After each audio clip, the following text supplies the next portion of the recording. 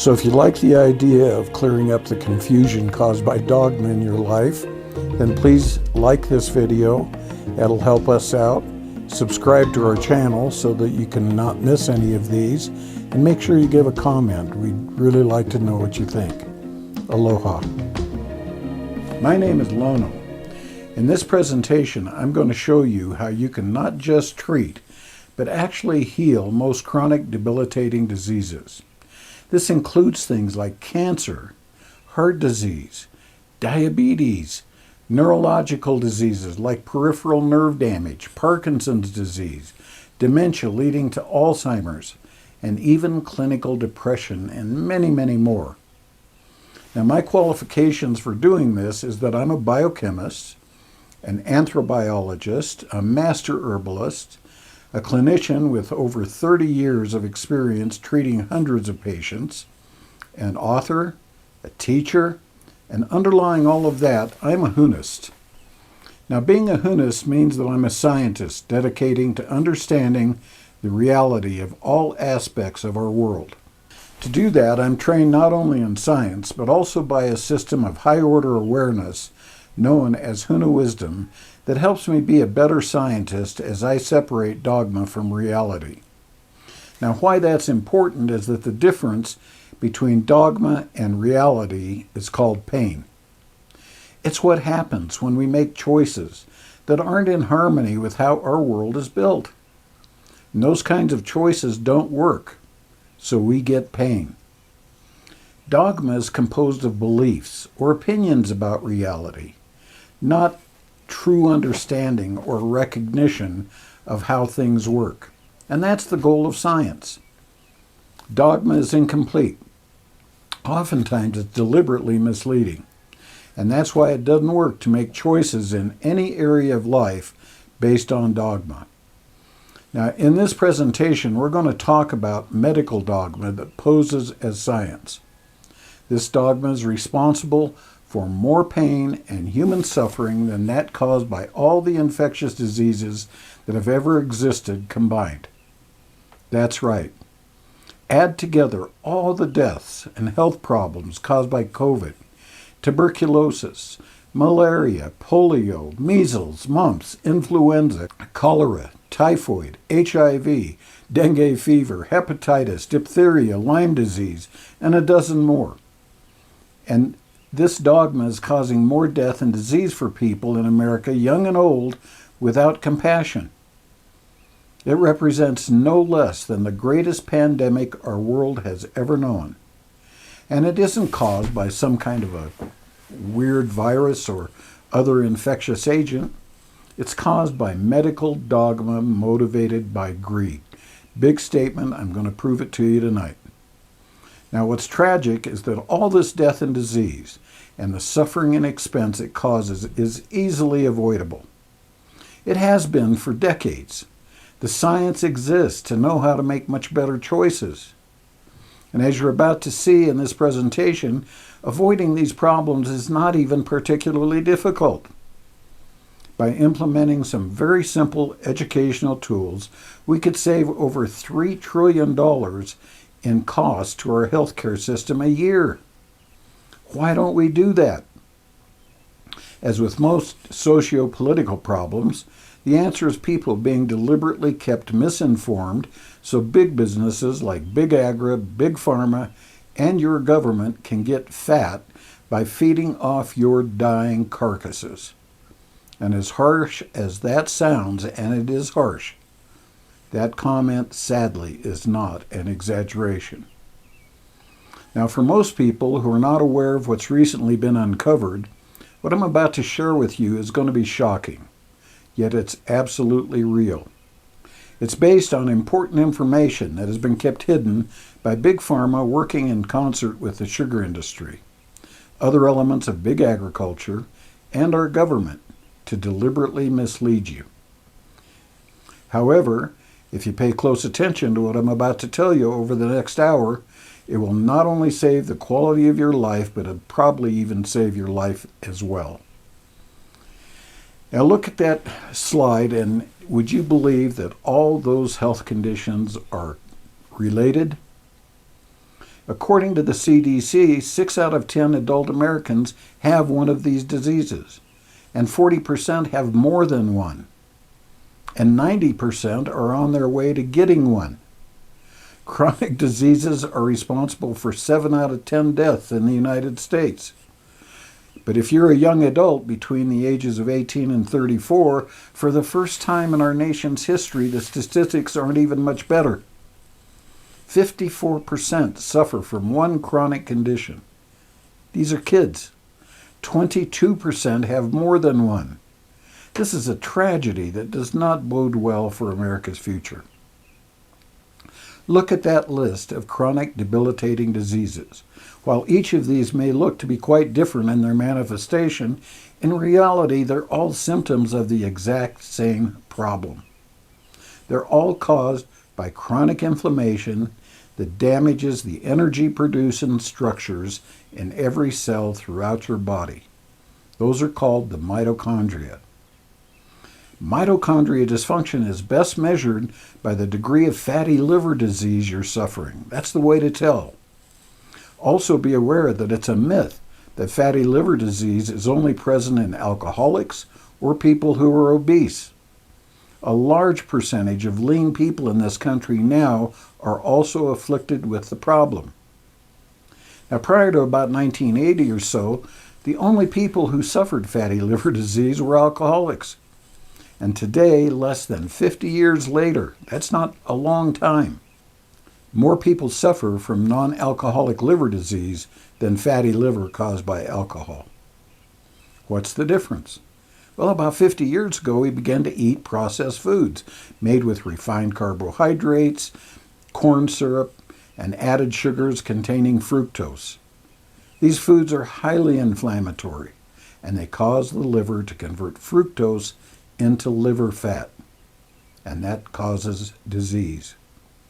Tonight, we're going to learn why mitochondrial damage caused by chronic inflammation is such a problem, how it comes about in your body, and actual methods that really work to keep it under control, as opposed to pharmaceuticals that only cover up the problem.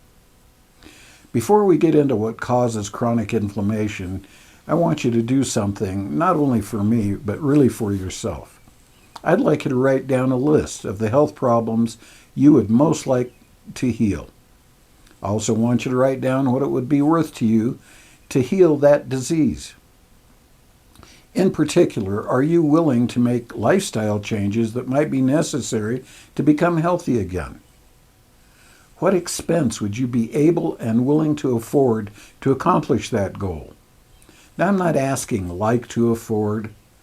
I'm asking what you're willing and able to afford if you knew your life depended on your answer, because it does. Now, be brutally honest about it, because this is between you and your God, or whatever you call that source from which you derive your motivation, your inspiration, your guidance. You won't need to share it with me or anybody else. This is only for you. And for your own sake, you'll be referring to it at the end of the workshop.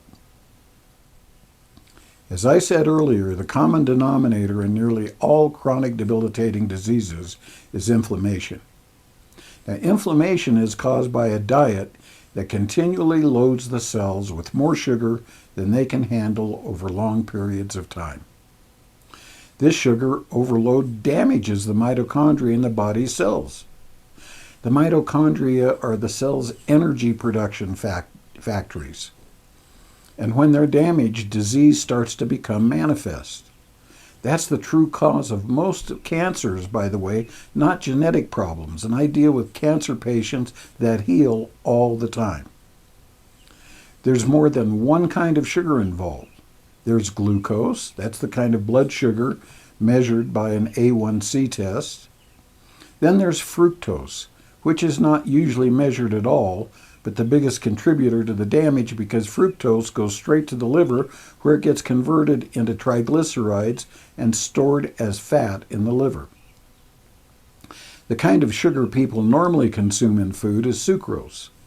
Sucrose, or table sugar, is 50% glucose and 50% fructose. Corn syrup is 100% fructose. When you read labels on processed foods and drinks, how many say that high fructose corn syrup is an ingredient? What is the sugar in things like your healthy, fresh squeezed orange juice, or apple juice, or other fruit juices that are so popular? It's fructose. If you can label these things as healthy, you need to get deprogrammed because nothing is further from the truth. So high levels of glucose in the blood create insulin resistance and inflammation. High levels of fructose cause fatty liver disease. These two commonly and heavily consumed sugars underlie virtually every chronic debilitating disease on that chart. For example, diabetes is listed as a disease, but that's not really true. Really, diabetes is a combination of symptoms, all of which are related to chronically elevated levels of blood sugar that cause inflammation, and that inflammation has caused and is causing heavy mitochondrial damage. Now, often you're going to hear your doctor tell you that if you have diabetes or pre-diabetic, you have an insulin problem. But is that true? Actually, it's not. When you have diabetes, the problem is not that your pancreas can't make enough insulin. In the vast majority of cases, it can.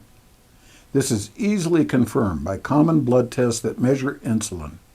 And when diabetics get that test, it becomes obvious that the pancreas is making all the insulin necessary. The problem is not that the insulin is deficient. The problem is that your cells have become insulin resistant. And it's not that they're just refusing to allow in the glucose. The problem is that the machinery in the cell that uses that glucose is damaged, and it's unable to use that insulin efficiently. The bigger the accumulated damage, the more insulin is required to overcome that damage until serious disease becomes manifest. Now, how does insulin work? Insulin is a messenger hormone that tells the cell that glucose is available to the cell. It unlocks the channel that allows glucose to enter the cell, and it pushes the glucose into the cell. Now, the cell can only handle so much glucose. And once it's got enough for its metabolic needs, the first thing it does is combine two glucose molecules to create glutamine. And that's stored in the liver and the muscle tissue.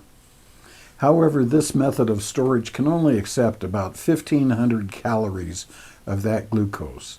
And that's not even enough to last a person a day. The rest is converted into triglycerides and stored as fat in the muscle and the adipose tissues or fat-holding tissues of the body. Now, when this process breaks down, we call it diabetes. And there are two kinds. The first is type 1 diabetes, and it happens when the beta cells in your pancreas become damaged and can't make insulin at all. While this is a serious problem, the treatment is rather simple. The patient is just given the amount of insulin that he or she needs. The second type is type 2 diabetes, and in this case, insulin levels range from high to off the charts. And that's where the majority of diabetes patients are. Now, what happens if you treat the problem by giving people more? You damage the mitochondria even more. Yet that's the standard treatment doctors are required to do. And it's so misguided, it can mean the difference between your life and death.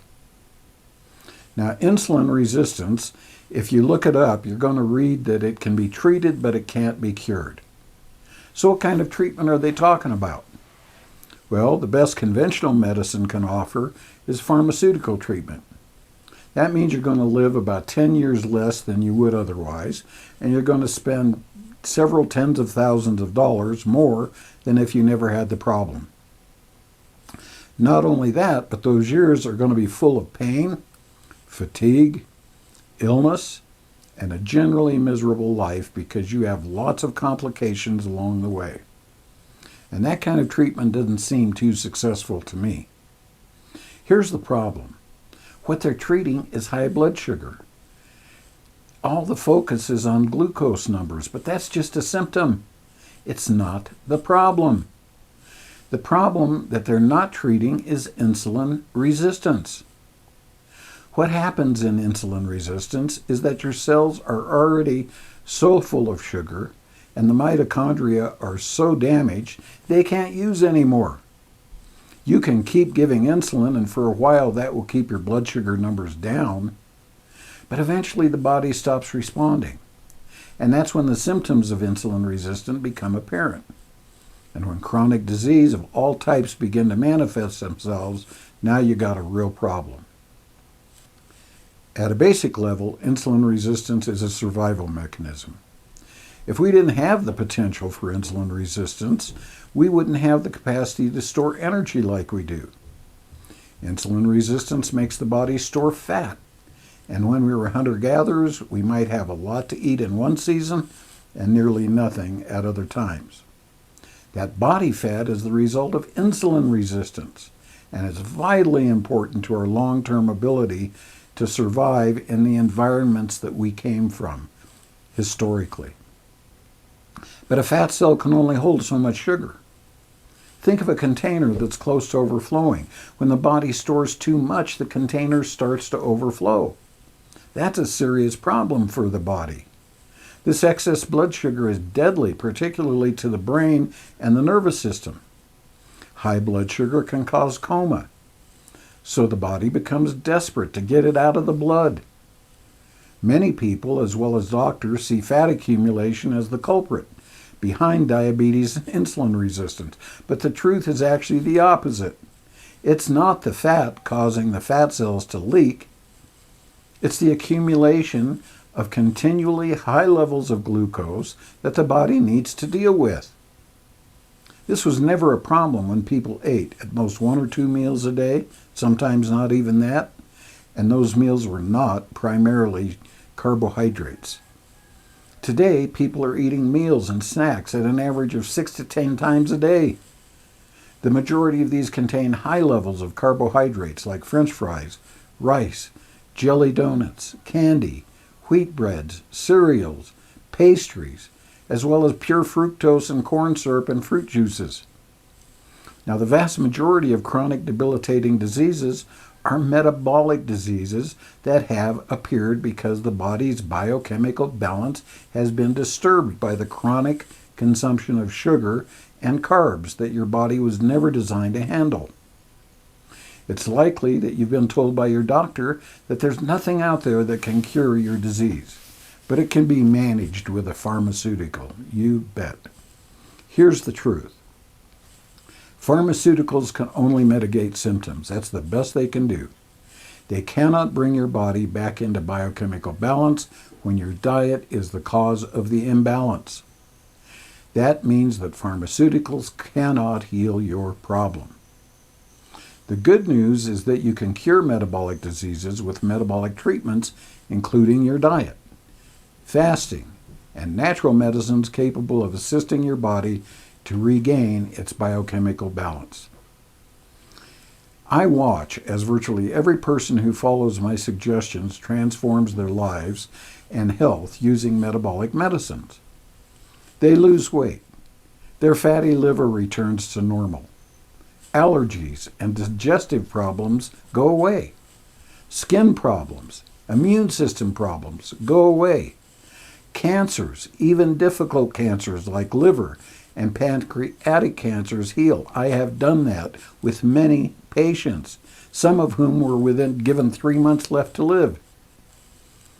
Mental fog, depression, and mood disorders dramatically improve. This isn't just my experience. I'm just one of a growing number of clinicians who have considerable experience doing this with lots of people over many years. Now, why aren't more doctors helping their patients in that way? The answer is medical dogma. Dogma is a substitute for understanding when people don't understand what's really going on. When that dogma becomes institutionalized, it becomes an ideology. Ideologies are dangerous in any field in which they operate Because when a choice based on an ideological opinion substitutes for a choice based on actual understanding, pain is always the result. Now that's true whether the area is medicine, religion, education, or politics, or any other area where ideologies tend to lurk. Remember, the people who promote ideologies do so because to the extent they can get you to buy into the ideology they're promoting, they become empowered at your expense. In the case of medicine, you lose not only your money, but also your health and probably your life, while they become rich and more powerful. Now, real science isn't like that. Real science works to free people and elevate them, and their standard of living goes up across the board. Real science improves our world for everybody. It doesn't manipulate our world so one group prospers at the expense of others. The problem really seems to be that real science requires people with ethics, and that's a commodity that seems to be in increasingly short supply in these modern times. Now, medical dogma is dangerous. Ideally, science is about discovering the reality behind how our world works. It's a discipline. It requires a great deal of humility and ethics. It's designed to test hypotheses. A hypothesis is an assumption of how something might work before facts are accumulated. And we want those hypotheses to lead to a theory, which is an explanation of principles that are involved. And it's already been at least partially substantiated by evidence. Theories can be tested to see where the theory fails and requires expansion or substantial revision, maybe even a complete replacement if we find out that it's not working. Testing theories requires an open mind and lots of patience to determine how the theory is working in practice. This is where conventional medicine, based on pharmaceutical intervention, fails miserably. As we see, not only in the issue of diet, but also when it comes to vaccines. And I can go on about that in another workshop. In pure science, even theories are not considered absolute. As more evidence accumulates, the theory needs to be adjusted to fit what the evidence is saying about the theory. That's why humility is important. When scientists fall in love with their theories to the point they're unwilling to accept evidence that appears to invalidate the theory, they can promulgate dangerous disinformation. And in medicine, this can be very dangerous, as you're about to see. Now, to researchers and clinicians like myself who are not compromised by medical dogma, it's crystal clear that over 95% of all chronic disease is metabolic and not genetic. It's also clear that the problem has to do with lifestyle choices that create inflammation that damage or destroy the mitochondria in our cells. Mitigate the inflammation by restoring metabolic balance, and you'll heal that disease, whatever it's called. It's as simple as that. It really is.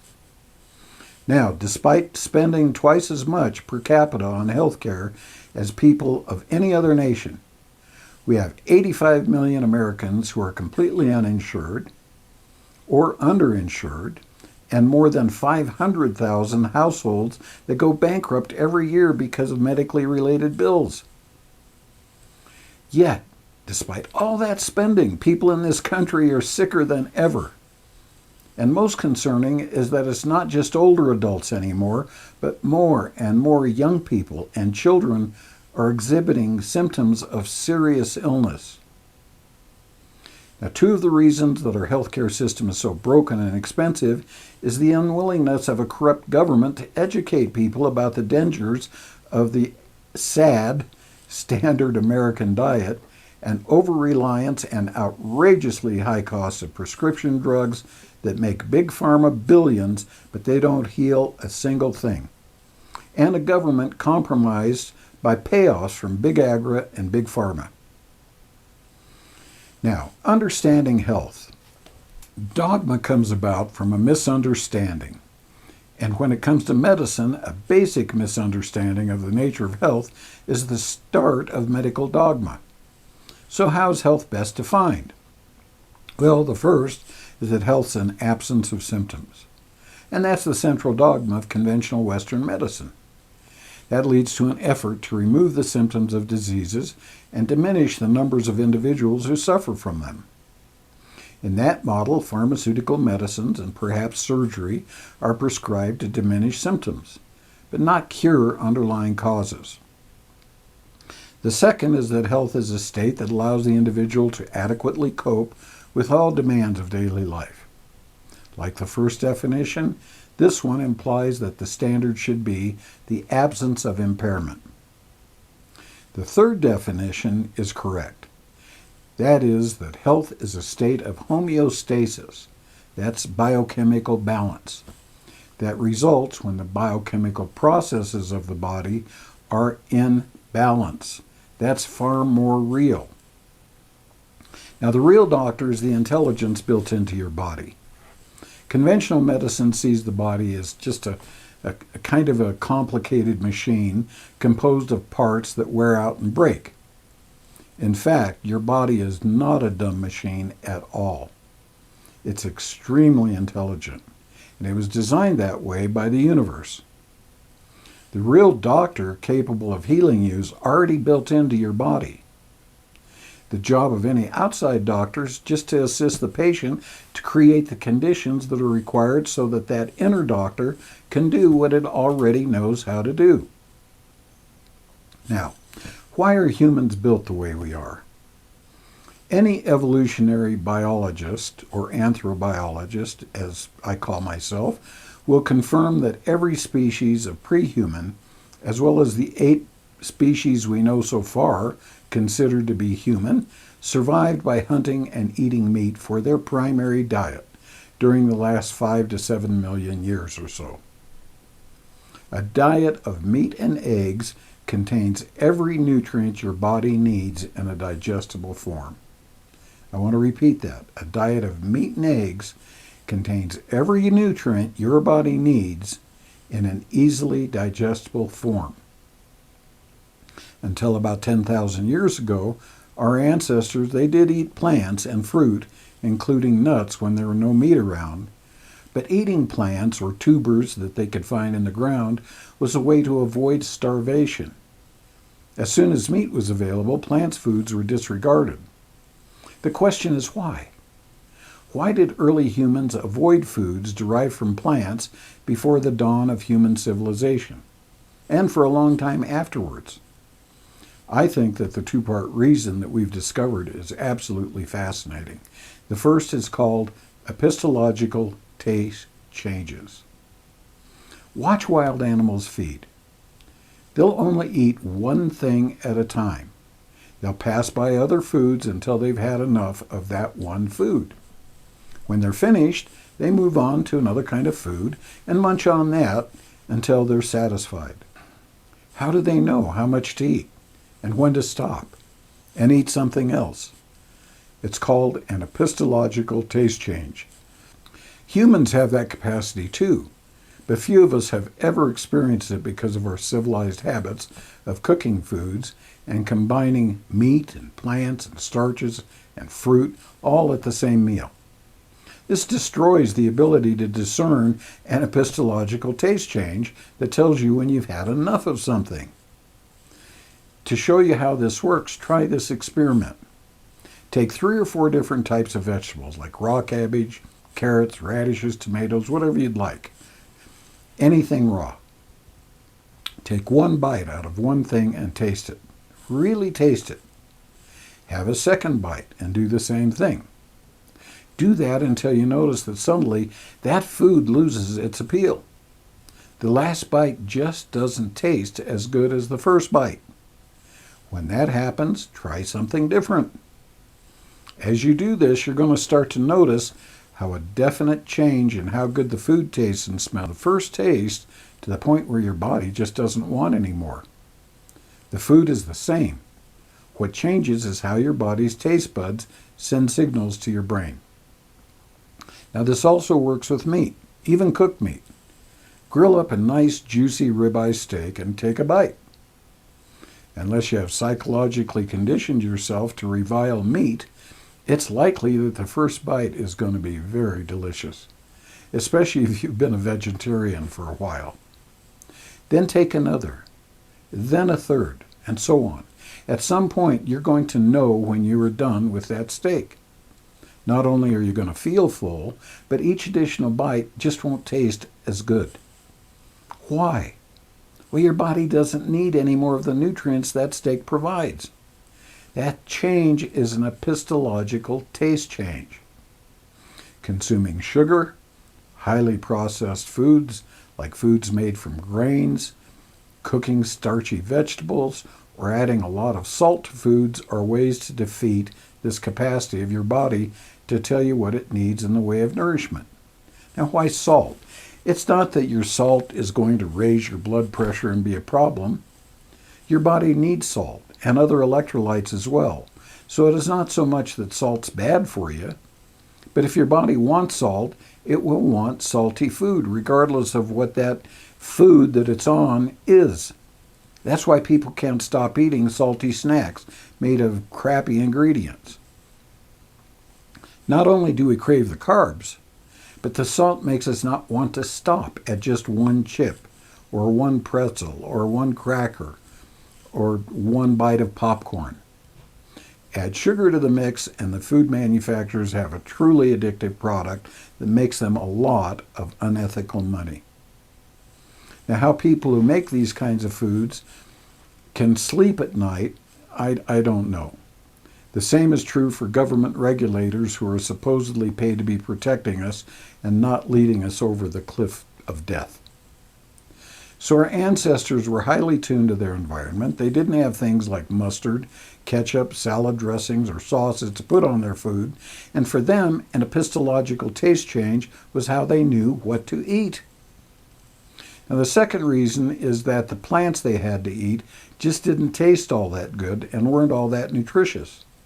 Partially because before hybridization, plants contained a lot less carbs, a lot more fiber, and a lot more anti-nutrients than the vegetables that we know today.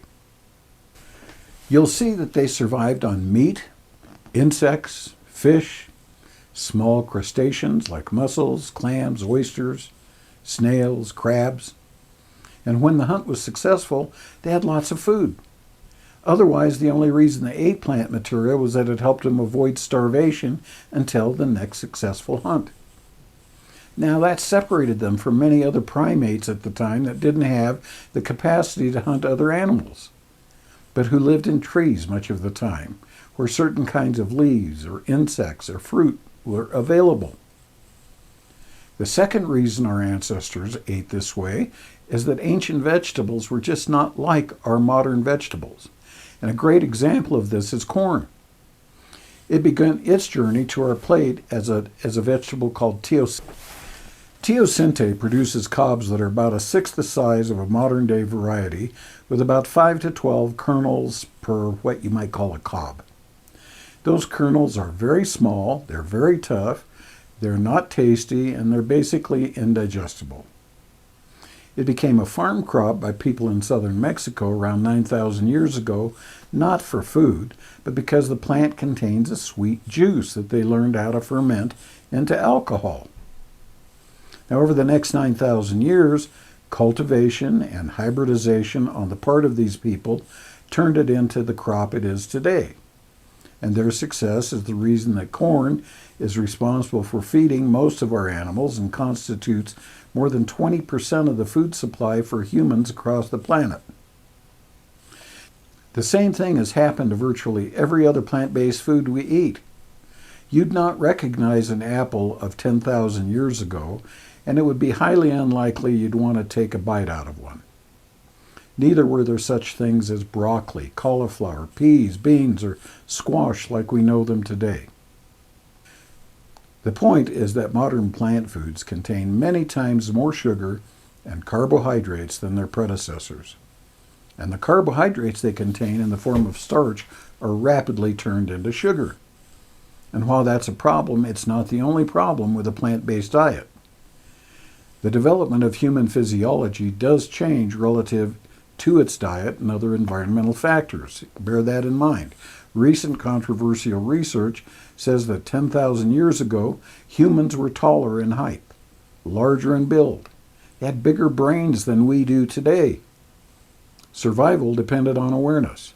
So if our ancestors had larger brains, it was likely due to the need for an increased ability to hear, smell, and see. After the transition to agriculture and the production of grain crops and hybridized vegetables, our bodies have progressively gotten weaker and smaller. Many anthropologists claim that brain sizes have decreased from about 1,500 cubic centimeters to about 1,250 today.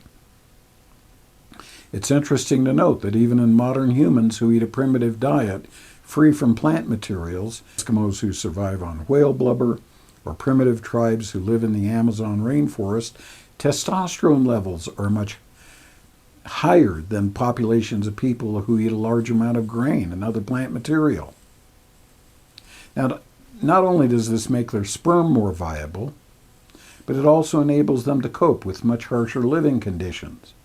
In other words, a plant-based diet makes us weaker, both reproductively as well as metabolically. That tells us something. Humans were never designed to eat large amounts of plant-based foods because none were available for the 7 or so million years during the time our physiology was developing.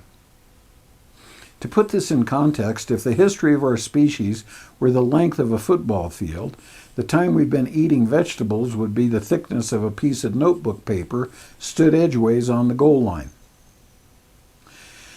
Now that we're eating a diet of plants high in carbohydrates, our bodies are regressing in strength, size, and sensory ability.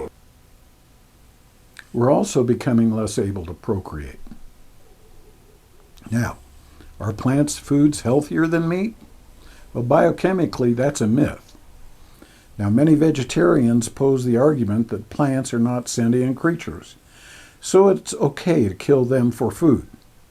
And while this kind of compassion is really understandable, and I get it, I don't enjoy slaughtering animals for food at all. But killing other living creatures for food is how this world was designed long before humans ever existed. Are plants conscious? Well, perhaps not in the way humans are, but recent experiments reported in New Scientist magazine suggest that plants may have the ability to learn and make decisions. Wow. Plants can also sense and react to more aspects of their environment than we can. And they maintain a bustling social life by communicating with each other both above and below the ground. And they also interact with other species. Now, are these claims true? And if so, what does it mean for our understanding of consciousness and the human mind? Now, numerous recent experiments indicate that plants respond to music and the energy of people around them. Dorothy Ritalik, who wrote The Sound of Music in Plants, discovered that when plants are exposed to soothing, easy-listening music, they lean toward the source of the music. On the other hand, hard rock stunts their growth. Now, regardless of any person's opinions, it's clear that plants have developed ingenious methods of finding nutrition, reproduction, and the ability to protect themselves from certain animals that want to eat them, like humans. Plants propagate by producing seeds. The seeds generally come in a fruit which is very attractive to all kinds of animals. When a bird eats the fruit and consumes the seed, some will be destroyed, but many plants have evolved seeds that can withstand the gizzard and the digestive juices in the bird's digestive tract. Most of these seeds require a trip through the bird's digestive system in order to germinate when they're finally pooped out. Now, birds also carry seeds in their beaks, and they wind up dropping them as they fly. And in that way, the plant can propagate over large distances, even though they're rooted in one place where they're growing. Herbivores, and in particular ruminants that have more than one stomach, are a much bigger problem for plants. When these animals consume the seeds are completely digested by the time they make it through their multi-part stomach. That doesn't work for the plant. So plants have developed several toxic compounds designed to dissuade animals, including humans, from eating them. Now, these toxins are called anti-nutrients, and they include phytates, oxalates, lectins, glucoinosolates, and a variety of tannins, among others. While most of these anti-nutrients don't bother birds, they do bother animals, whether that animal is a ruminant or not, and that includes humans. Some anti-nutrients are extremely toxic, while others have almost unnoticeable effects on our health, that is, until we stop consuming them. Then we get to see how much they really did affect us. Glucosinolates and goitrogens in their cruciferous vegetables, broccoli, Brussels sprouts, cabbage, can prevent the absorption of iodine, which may then interfere with the thyroid function and cause goiter. And those already with an iodine deficiency or a condition called hypothyroidism are most susceptible. Lectins in legumes like peanuts and peas, peanuts and soybeans, as well as most grains, can interfere with the absorption of calcium, iron, phosphorus, and zinc. Oxalates in green leafy vegetables like tea and beans and nuts and beets can bind to calcium and prevent it from being absorbed. Phytates, phytic acid, in whole grain seeds, legumes, and some nuts can decrease the absorption of iron, zinc, magnesium, and calcium.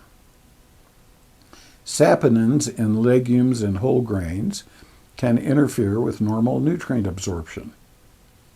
Tannins in tea, coffee, and legumes can decrease iron absorption.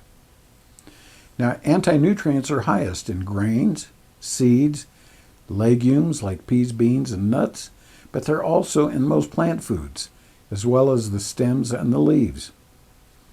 Now, when humans eat these anti-nutrients, they create inflammation, as well as impede the bioavailability of certain minerals and important nutrients. Anyone suffering from osteoporosis is not doing themselves any favors by eating plants containing lectins, oxalates, and phytates. And that rules out a lot of popular vegetables and grains. Now, add to that the inflammation that's created due to the high carbohydrate content of vegetables and fruits, and you've got a problem. Remember, high carbohydrates mean high blood sugar. High blood sugar is very inflammatory. And that's why eating wheat, whether whole grain or not, rice, whether brown or white, potatoes, and other starchy plants is such a problem for diabetics. The point of all of this is that humans were never designed to eat what we think of as vegetables or plants today, except to avoid death by starvation. Now, fruits and honey are another story. When bands of humans encountered fruit or honeycombs, it was a boon for them. The high sugar content became a serious energy boost for people starving who were malnourished by eating nutritionally deficient plant material when no meat was around. The more starved they were, the less energy they had for a successful hunt. And that represented an existential threat for the tribe.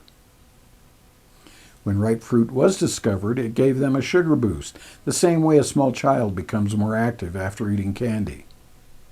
These early hunters used this energy to hunt, and because hunting for meat was vital to their survival, they were willing to brave dangerous heights and sustain potentially serious injuries to get concentrated forms of sugar like that. Now, your body can handle large amounts of sugar on occasion. And yes, it does boost blood sugar. But that's not dangerous in that kind of a scenario, because without an onslaught of sugar on a continual basis, the body quickly returns to homeostasis. The chronic ingestion of carbs and sugar cause disease. When exposure to high sugar food becomes chronic, it's where the problem happens. Obesity, fatty liver disease, prediabetes and diabetes, immune system problems, cardiovascular issues, blindness, hearing problems, tinnitus, neuropathy. Most chronic debilitating diseases, including cancer, are the result. So from the perspective of an anthrobiologist, we would expect to find that a population of meat eaters would be far healthier than a population of people who eat only plant products. And a population of people who eat a diet of junk, processed foods would be far less healthy still. Does that match what we see in clinical practice? The answer is absolutely.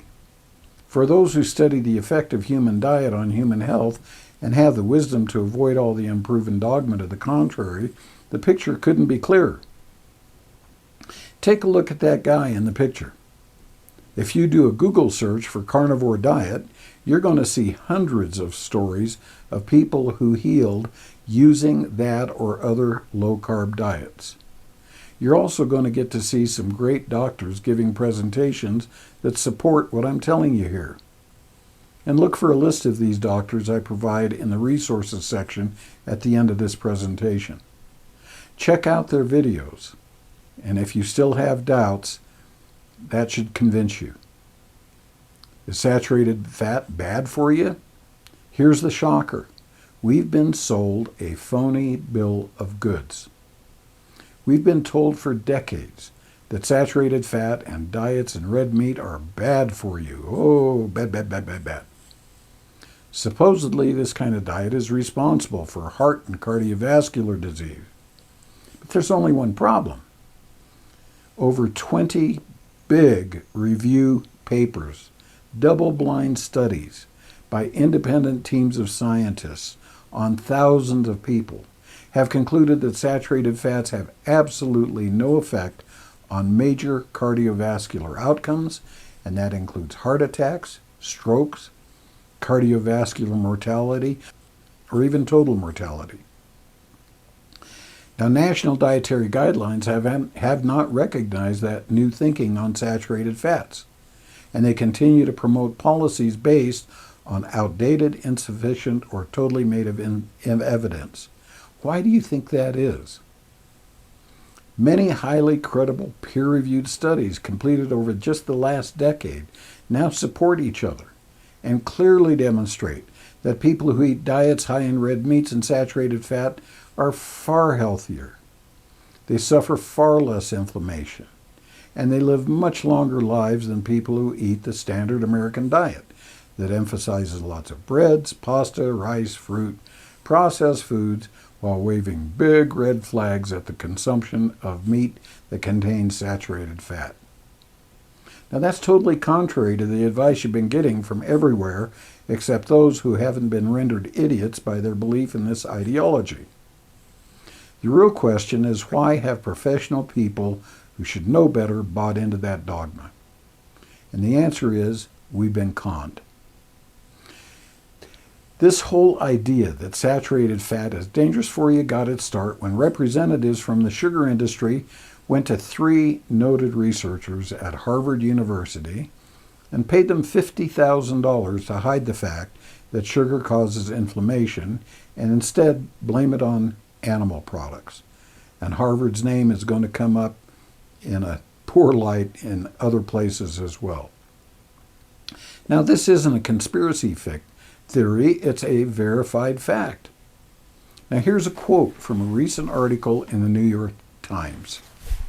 Quote, internal sugar industry documents recently discovered by a researcher at the University of California, San Francisco, and published Monday in the Journal of American Medical Association Internal Medicine, suggest that 5 decades of research into the role of nutrition and heart disease, including many of today's dietary recommendations, may have been largely shaped by the sugar industry. They were able to derail the discussion about sugar for decades, said Stanton Glantz, a professor of medicine at the UCSF and an author of the JAMA paper. The documents show that a trade group called the Sugar Research Foundation, known today as the Sugar Association, paid 3 Harvard scientists $50,000 to publish a 1967 review of research on sugar, fat, and heart disease. The studies used in the review were handpicked by the Sugar Group. And the article, which was published in the prestigious New England Journal of Medicine, minimized the link between sugar and heart health and cast aspersions on the role of saturated fat. Close quote. This is how the dogma was born. Because the study came from Harvard and was published in the New England Journal of Medicine, it got all the credibility needed to become an ideology. And when dogma becomes institutionalized and becomes an ideology does not tolerate any questions about its authenticity, no matter where it appears. Anyone who disputes it must be punished. This is just as true for medicine as it is for religion or politics and any other arena where certain people profit by keeping other people ignorant. In medicine, this happens when physicians find themselves being regulated by the unholy alliance of industry and government. The pharmaceutical industry makes its money by selling drugs. It enlists the government's support through large bribes in the form of campaign contributions made by lobbyists, paid junkets, and inside information that can make elected folks as well as certain bureaucrats very, very rich. So what we know for sure is that the medical profession in the United States is not above corruption when money's involved. The people at the top create standards of care that all physicians are required to support, whether or not they think it's in their patient's highest and best interests. If a person presents with high glucose numbers, they must prescribe more insulin rather than educate that person to a healthier low-carb diet. If a person presents with high blood pressure, they must prescribe a statin. Even though we now know that statins aren't useful, they don't extend life, but they do create congestive heart failure and fatigue, which is something most people are never made aware of. Not all fat is good for you, nor are all fats, including saturated fats, bad for you. There are 7 classes of fats in our diets. Some of them will save your life, and given just a bit of time, some of them will kill you. Below is a list from the best to the worst in terms of health-producing benefits. And the ones at the end in red type are the ones that can actually kill you over time. They are, number 1, the biggest thing you want in your diet to be healthy, they're absolutely essential, omega-3 fatty acids. There are several types, but the most important 3 are ALA, which is alpha-linolenic acid, EPA, eicosapentaenoic acid, and DHA, docosahexaenoic acid. Omega-3s are the most valuable and hardest to get in your diet. When you don't get enough of all 3, you're going to be subject to developing a number of diseases ranging from cardiovascular disease to depression. Now, vegans can get ALA from plants. It's an important anti-inflammatory for cardiovascular protection. But what they can't get is EPA, which is extremely important for nerve transmission, and DHA, which is important for cell membrane integrity, neuron integrity, and the creation of new mitochondria because they're made out of DHA. Unfortunately, EPA and DHA are only available from wild-caught fish that eat algae, and not farmed fish like salmon that are raised on corn. This leaves vegans who won't eat fish with deficiencies that will impact the biogenesis of new mitochondria, meaning they can't efficiently replace energy factories of cells without those fatty acids. That means they need fish oil supplements, but most won't take them because they come from fish. Their choice, their consequence.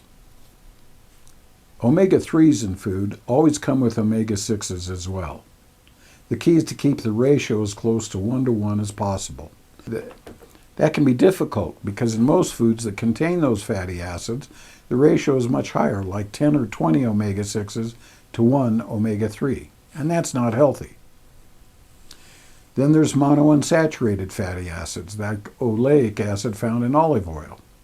Now that functions as a fuel gauge for the liver, telling it that the body's getting low on energy and the liver needs to step up its game.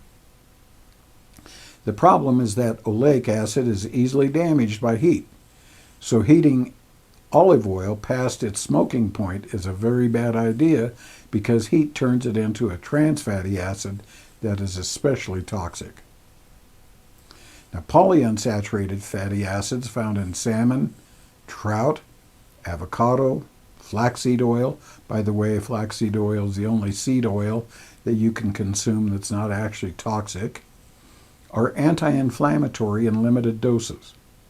But a high consumption of those acids can cause immune system problems. Then there's saturated fatty acids.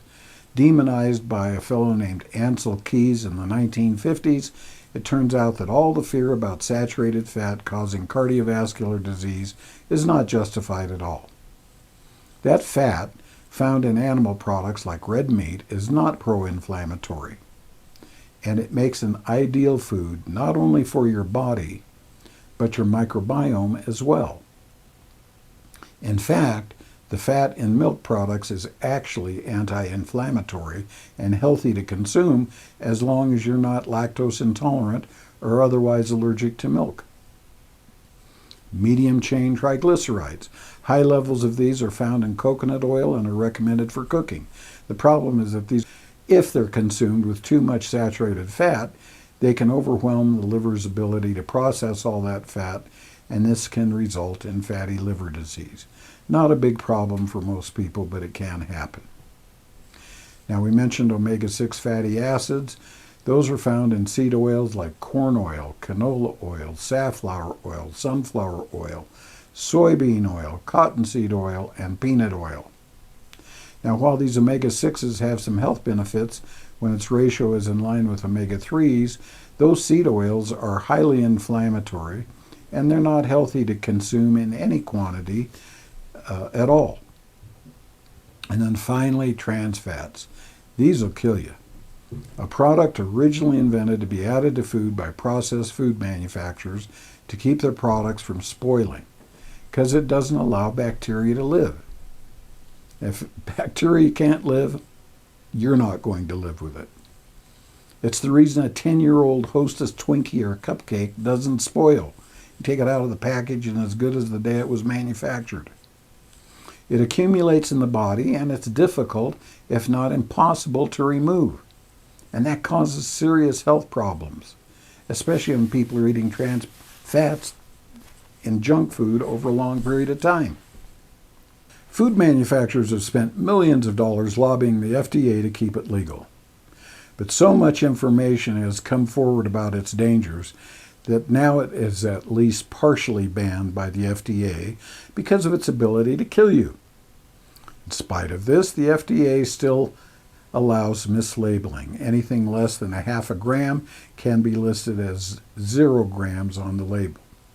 So if you see, quote, trans fat free, unquote, or, quote, partially hydrogenated oil of some kind, unquote, avoid eating that product like the plague. The role of the microbiome. The microbiome is a term used to describe the collective genetics of thousands of species of bacteria, fungus, and virus. The actual combination of organisms are more properly called the microbiota. In total, they contain over 316 million genes, while the human genome contains only about 22,000. Now, these genes are vital. They help us cope with all kinds of environmental assaults, as well as act as our own personal pharmaceutical factory, except the medicines they produce are natural. They're not synthetic. So they help your body maintain biochemical balance. For ease of discussion, they're often placed into two camps, friendly and unfriendly. Now, most live in your gut, but certain microorganisms live inside of every tissue of your body, and the work they do is most certainly affects every part of your body. Without them, you'd be very unhealthy if you could live at all. They're like your own personal pharmaceutical factory, producing natural chemicals needed to function. Some function to transport nutrients to your cells. Still others work to make the food you eat available to your body's tissues. For example, the epithelial lining of your gut must be fed by a species of these bacteria. Without them, you're going to develop a problem known as permeable gut syndrome. Now, it wouldn't be inaccurate to say that the discovery of the microbiome is as big a deal as if medical science discovered a new organ vital to human health that they'd somehow overlooked. Biochemists now know that a high-carb diet is very dangerous to a healthy microbiome, and a low-carb, primarily meat diet helps restore it. The awareness of the microbiome has captured the interest of many researchers, doctors, and the public at large.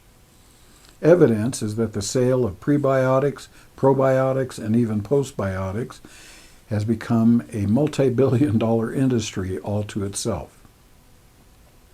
Now, why this new understanding of the microbiome is so dangerous to Big Pharma is because many of the conditions for which people have been told to use pharmaceuticals are much better treated and even cured using natural metabolic therapies designed to support the health and balance of the microbiome as an integral part of the body chemistry rebalancing. These therapies begin with diet. Doesn't make the pharmaceutical industry a nickel. Now, that's especially true when it comes to mental and emotional health, because the microbiome is responsible for creating the brain chemicals needed to prevent depression.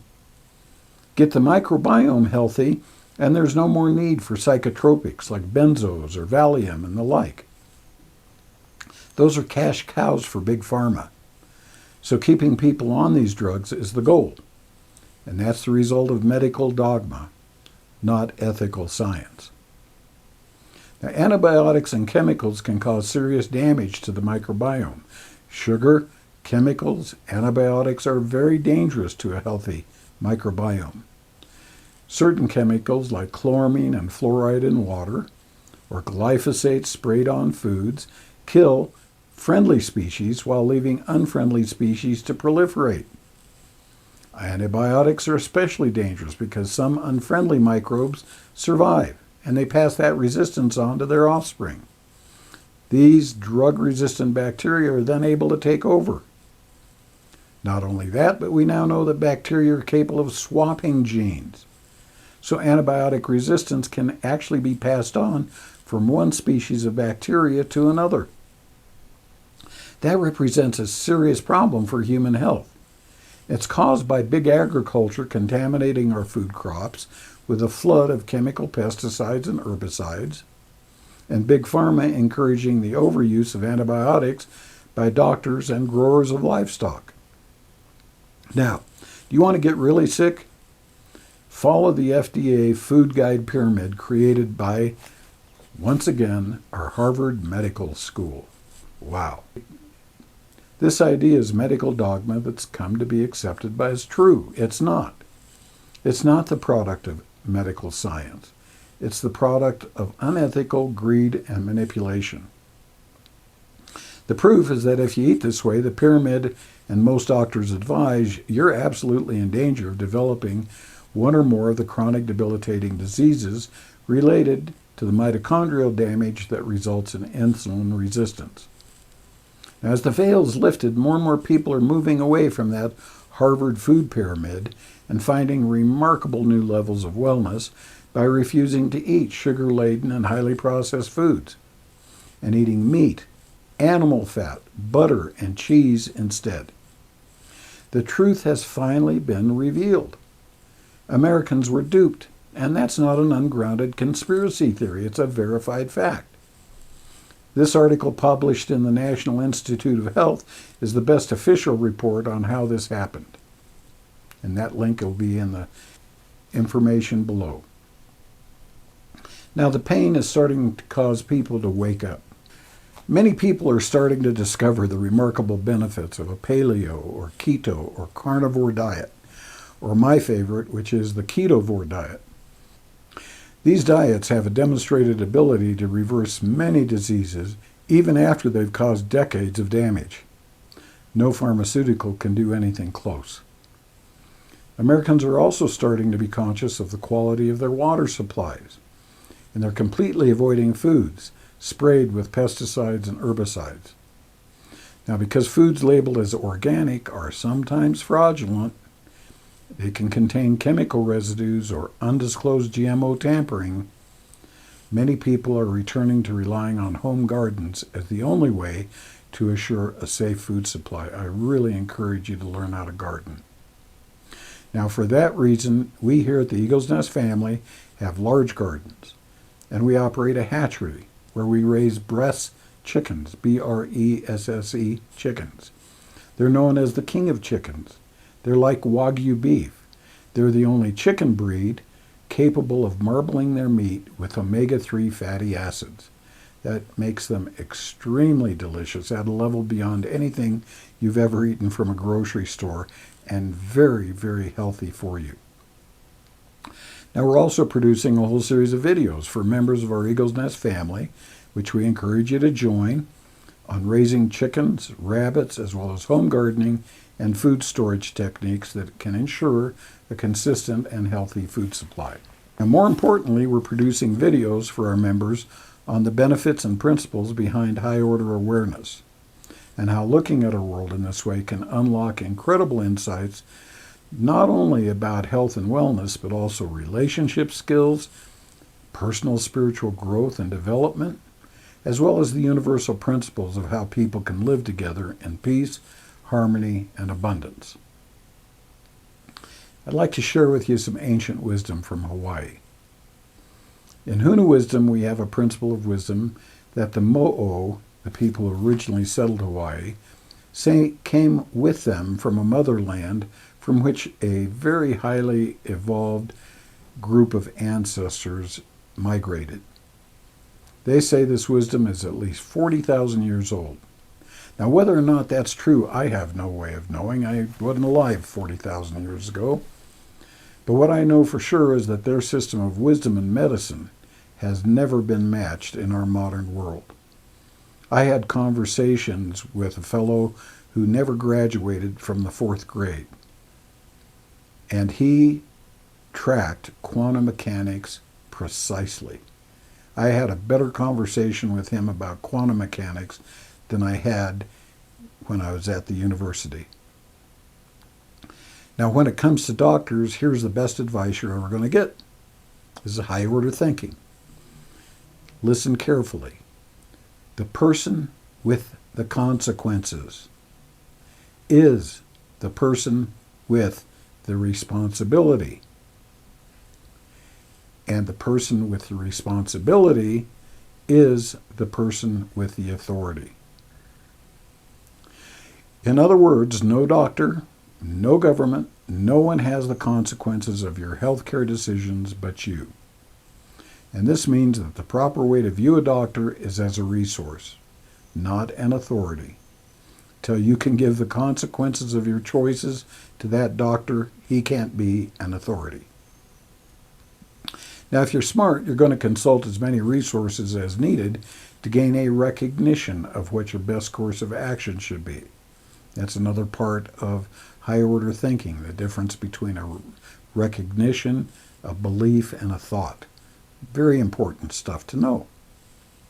These resources can't all come from the same mindset, or they're not reliable.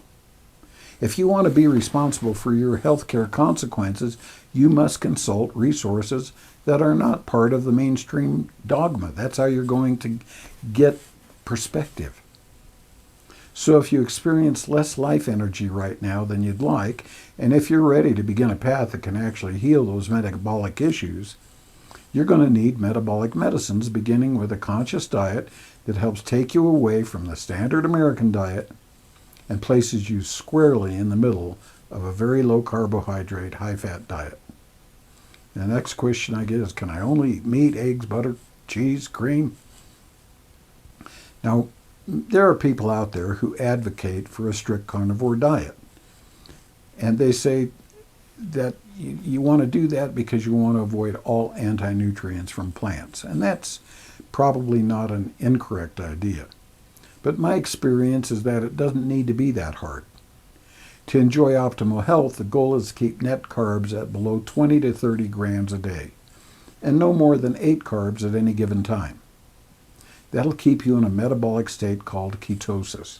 And that means that your metabolism is burning fat, which is what it was designed to do, instead of glucose. This is what you want to keep your cells from developing insulin resistance. For most people, I recommend a ketovore diet, which includes low-carb vegetables like lettuce, spinach, tomatoes, cucumbers, zucchini, mushrooms, peppers, and many more. Consult the book I offer at the end of this presentation for a complete list of recipes and much more. You don't have to be bored on this diet. There are even delicious forms of low-carb bread and pasta that you can enjoy. Perhaps the most common question I get after people actually realize they can heal their insulin resistance and all the diseases it causes is, how long does it take? Because each person is different, there's no definitive answer to that question. But there are some pretty good ballpark guesses. The exact answer is going to depend on your age, how long you've been stuffing yourself with a high-carb diet, and what diseases have developed as a consequence. The first thing to respond will be your blood sugar. It'll begin to come down perhaps in the first few days. The measurement of A1C won't show it, though, for about 3 months, because that test measures the amount of sugar that has bound itself to the hemoglobin in a red blood cell. Those cells live an average of about 3 months, so it'll take that long for new red blood cells to show the decline. The second thing to respond will be inflammation. As blood sugar comes down, so too will inflammation. You should notice a definite reduction in inflammation inside of a week to maybe 2 weeks or so. The third thing to come down will be insulin levels and insulin resistance.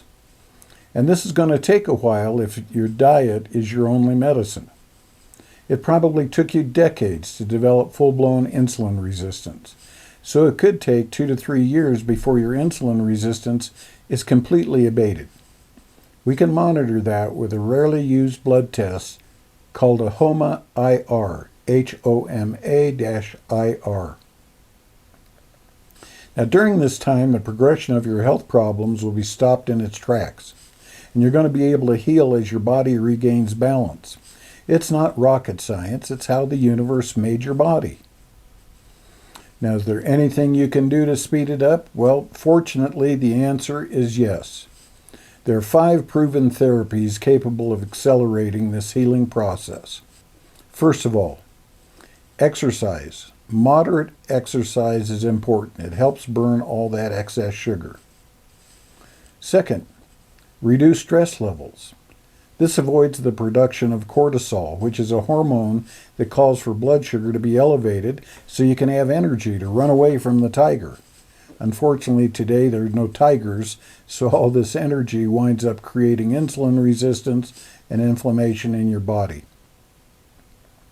Number 3, natural medicines. Now, certain herbs and natural supplements do have a powerful ability to lower blood sugar and heal mitochondrial damage. There's no pharmaceutical that can operate that same way. While they should not be used as a replacement for your diet, given in the correct doses at the appropriate point in your healing journey, they can help clear blood sugar and help repair the damage to tissues, blood vessels, and organs, and without them, healing this accumulated damage can take a while. Fasting. Fasting is the most powerful because it makes available to your body an ancient tool your body used to keep itself healthy. In ancient times, when there was no food or very little food, your body just didn't lay around and do nothing. It took all the energy it would normally use to digest food, which is about 40% of all the energy that your body is capable of making in a day, and it used that 40% of its energy to clean itself out and rebuild damaged tissues. Now, while fasting is a powerful tool, fasts need to be properly designed and executed. Now, I'm an expert at this, and I can give you a lot of guidance based on many years of experience with thousands of patients. Finally, body chemistry balancing protocols. The good news is that it's possible to condense this time frame to as little as maybe 3 months using a carefully constructed protocol designed to rebalance your body chemistry and microbiome. Done properly, these rebalancing protocols are nothing short of miraculous. So there you have it. You can certainly stop the progression and most likely heal any chronic debilitating disease by simply changing to a keto or a carnivore diet using appropriate natural medicines to help your body repair the damage. Now, the process may take years to complete, but you'll begin to feel a lot better in just a few weeks. Now, are there any problems you need to worry about? Yes. Making the transition from a modern American diet to a low-carbohydrate diet is not without its own problems. The first of which is overcoming addiction to sugar. Yes, sugar and carbohydrates are actually as addictive as cocaine when consumed in the volumes that are typical in the modern American diet. Coming off all that sugar, and remember that carbohydrates are at least 50% pure glucose, even if it comes in the form of a slice of whole wheat toast or a handful of popcorn. That is going to cause withdrawal. Now, this withdrawal can last from between 3 or 4 days to a week or so. It can be very uncomfortable, producing lots of gas, bloating, fatigue, anxiety, irritation, irritability, and a general feeling of malaise. Now, part of this is due to a rebalancing of your microbiome as it adjusts to a healthier diet or environment. And if you do any research on Google, you're going to come across something called the keto flu. Having a case of this flu is what continues staying on a low-carb diet after they experience that. And as with any drug withdrawal, the discomfort is well worth it. Ask anyone who makes it to the other side.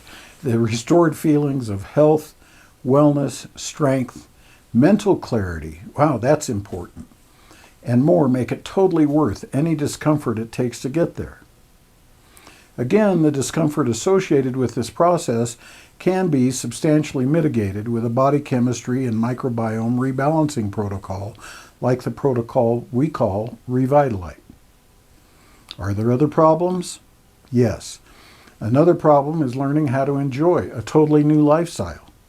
Without guidance, low-carb diets can leave you scratching your head as to what you can eat, how often, how you should introduce new foods, recipes to keep your diet from getting boring. Guidance in that area can be the difference between success and failure. Another issue is doing what it takes to repair all the accumulated damage. An effective approach requires a body chemistry and microbiome analysis to target where that damage is and what metabolic medicines will be needed to support the body's efforts to heal it. Particularly, there are certain supplements that will rebuild the mitochondria and restore them to their function. Without taking those supplements in the right way, it's going to take you a lot longer to heal. Our ReVitaLight protocol is proven. It works reliably and effectively. Thousands of people over decades have used it to heal chronic diseases that they were told were uncurable. There's a long line of people with cancer, diabetes, long COVID, and many more that got their lives back. They see the ReVitaLight program as a miracle. The only people who don't heal are those who cheat or don't really do the protocol.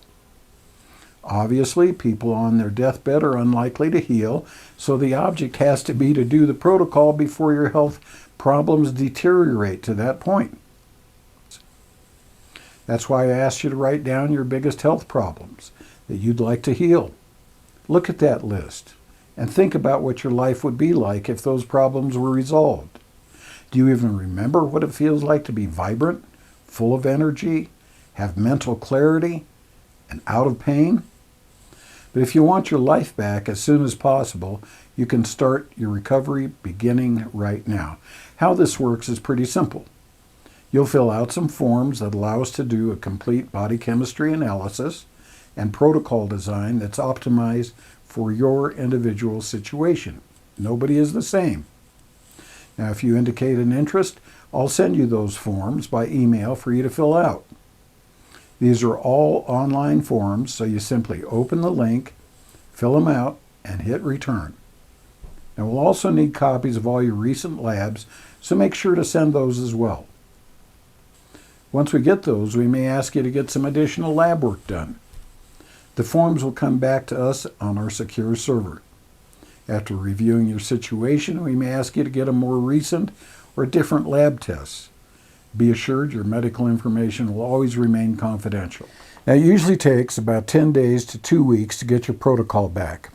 We'll send you back your body chemistry analysis along with your protocol guide and a supplement list. And it's going to take you a bit of time to digest this information. And then, after you have done that, you're probably going to have some questions. Feel free to consult with your doctor. If he or she has questions, I'll be happy to talk to them about it. And that's when we have our first interview. After that interview, to proceed, you're going to need to order your supplements required to implement the protocol. Now, we'll not allow you to start without you having everything you need in your possession. Supply chain problems are difficult, and each supplement needs to be taken at a specific time and in a specific way. Once you begin your protocol, you'll have lots of questions, and we'll be there at every step of the way to help ensure your success. So, if you're ready to heal, there are 4 ways to get there. The first is no cost. Research the variety of low-carb diets and start with one as soon as possible. Use our resources guide at the end of this presentation to see what some of the world's finest scientists can teach you about this approach to healing metabolic diseases. The second way is inexpensive. Buy our guide to reclaiming the health you deserve and begin with the best healing diet we found with important nutritional information that you need to know to be successful. The third way is to join our Eagle's Nest family.